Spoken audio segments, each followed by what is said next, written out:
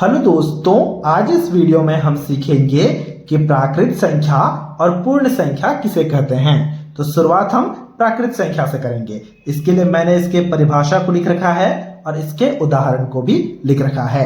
अगर आप इस वीडियो को पूरा लास्ट तक देखोगे ना, तो प्राकृत संख्या और पूर्ण संख्या के बीच में अंतर क्या है, किस संख्या को प्राकृत संख्या, किस संख्या को पूर्ण संख्या कहते हैं, आप काफी आसानी से सीख जाओगे। तो सबसे पहले हम प्राकृत संख्या से शुरुआत करते हैं। देखो, प्राकृत संख्या का परिभाषा यहाँ पर है, गिनती की संख्याओं को प्राकृत संख्या कहा जाता है। यानी कि ऐसी संख्याएं जिन्हें हम गिनती के वक्त इस्तेमाल करते हैं उन्हें हम प्राकृत संख्या कहते हैं। अगर किसी भी सामान को गिनना हो तो हम किस प्रकार से गिनते हैं, 1 2 3 4 5 6 7 8 कुछ इस प्रकार से गिनते हैं ना, तो वो सारी संख्याएं प्राकृत संख्याएं कहलाएंगी। तो मैंने यहाँ पर उदाहरण के तौर पे लिख रखा है 1 2 3 4, इस तरह से 5 6 7 8 9 10, इस तरह की ये सारी संख्याएं अनंत तक बढ़ती हुई चली जाएंगी। तो ये हमारी प्राकृत संख्याएं होंगी। इसका मतलब होता है अनंत। इसका मतलब क्या होता है ना, अनंत तक ये संख्याएं बढ़ती हुई चली जा रही हैं। अब देखो, इन प्राकृत संख्याओं को कैपिटल N से सूचित किया जाता है। जब भी कैपिटल N लिखा गया हो ना, तो हम कहेंगे कि ये प्राकृत संख्या के समूह के लिए लिखा गया है। ठीक है। अब दो छोटी छोटी सवालों को देखो, काफी मजेदार सवाल है। सवाल क्या है ना, सवाल है कि सबसे छोटी प्राकृत संख्या क्या है।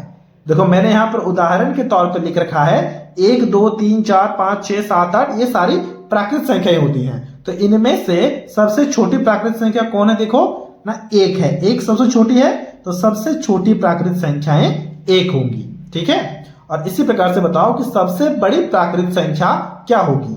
देखो, 1 2 3 4 5 6 7 8 करके अनंत तक ये बढ़ती हुई चली जा रही हैं।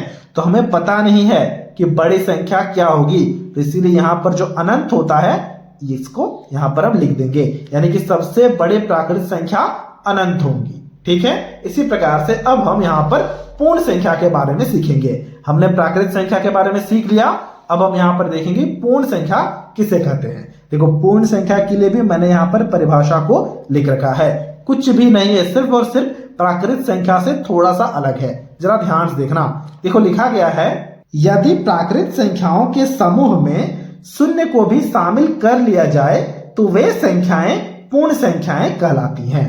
मतलब अगर आपके पास में पहले से प्राकृत संख्याएं हो, लेकिन उनमें हम अगर शून्य को भी शामिल कर लें तो वो सारी संख्याएं पूर्ण संख्याएं कहलाती हैं। देखो किस प्रकार से ना, उदाहरण के तौर पे मैंने यहाँ पर लिखा है 0 1 2 3 4, ऐसे करके ये अनंत तक बढ़ती हुई जाएंगी। मतलब क्या, प्राकृत संख्याएं 1 से लेके ये अनंत तक तो पहले से प्राकृत संख्याएं थी ही, लेकिन जब हम इन प्राकृत संख्याओं के समूह में शून्य को भी साथ में जोड़ लेंगे ना, तब हम कहेंगे ये हमारे पूर्ण संख्याएं हैं। क्या बात को समझ पा रहे हो? बिल्कुल समझ पा रहे होगे। देखो, गिनती की सारी संख्याएं प्राकृत संख्याएं कहलाती हैं, लेकिन अगर उन प्राकृत संख्याओं में अगर हम शून्य को भी जोड़ दें तो वो सारी संख्याएं पूर्ण संख्याएं कहलाएंगी। ठीक है, बात समझ पा रहे हो? देखो, सवाल है आपके पास, सबसे छोटी पूर्ण संख्या क्या है। देखो, यहाँ पर 0 है, 1 है, 2 है, 3 है, 4 है, ये सारी पूर्ण संख्याएं हैं। तो सबसे छोटी क्या है? सबसे छोटी है 0, तो हम यहाँ पर लिखेंगे 0। और इसी प्रकार से बताओ, सबसे बड़ी पूर्ण संख्या क्या है। सबसे बड़ी पूर्ण संख्या हमें नहीं पता है, ये अनंत तक बढ़ती हुई चली जा रही है, तो यहाँ पर भी हम लिख देंगे अनंत। क्या ये बात आप समझ पा रहे हो? बिल्कुल समझ पा रहे होगे। अब आपके लिए एक सवाल है, जरा ध्यान से देखो। अगर हम कहें कि 4 जो है ये प्राकृत संख्या है या फिर पूर्ण संख्या है, क्या है? देखो, 4 क्या प्राकृत संख्या के समूह में आता था? बिल्कुल आता था, 1 2 3 4। ठीक है। और क्या ये पूर्ण संख्या के समूह में भी आता है क्या? हाँ, बिल्कुल आता है, 0 1 2 3 4। मतलब ये जो 4 है ये प्राकृत संख्या भी है और पूर्ण संख्या भी है। बात समझ पा रहे हो? बिल्कुल समझ पा रहे होगे। साथ साथ में हमें एक और चीज को समझना होगा कि जहां भी पूर्ण संख्या आ जाए ना, तो इसे हम कैपिटल W इससे हम सूचित करते हैं। ठीक है। तो अब आपके लिए एक सवाल है 11। क्या ये जो 11 है ये प्राकृत संख्या है या फिर पूर्ण संख्या है या फिर दोनों है? अभी इसे आपको हमसे कमेंट करके बताना है। ये था आज का वीडियो। अगर आपको ये वीडियो अच्छा लगा है तो इस वीडियो को एक लाइक जरूर से जरूर कर देना।